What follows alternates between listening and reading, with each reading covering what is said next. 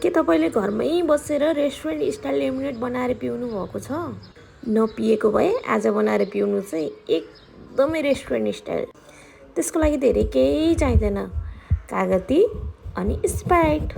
Sorry अझै एउटा कुरा पनि चाहिन्छ, त्यो हो पुदिना। सुरुमा त एउटा लेमन लिनुहोस् अनि त्यसलाई काट्नुहोस्। तपाईँलाई कति आवश्यक छ त्यति नै काट्नुहोस् है, त्योभन्दा धेरै नकाट्नुहोस्। काटेको कागतीलाई अब गिलासमा निचार्नुहोस् अनि थोरै चिनी राख्नुहोस् अनि पुदिना राख्नुहोस्। त्यसपछि राख्नुहोस् थोरै स्प्राइट अनि मजाले घोल्नुहोस् है 5 मिनटसम्म।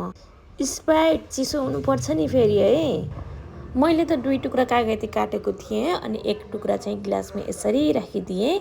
तपाईँले यो लेमोनेड यत्तिकै नै पिउन सक्नुहुन्छ या स्ट्रको सहायताले पनि पिउन सक्नुहुन्छ। वाउ, भिडियो देख्नुभयो नि, मैले यो घरमा आफै रेस्टुरेन्ट स्टाइल लेमोनेड बनाएर पिएको छु। तपाईँलाई मेरो यो तरिका राम्रो लाग्यो भने तपाईँलाई पनि घरमा यसरी नै लेमोनेड बनाएर पिउन सक्नुहुन्छ।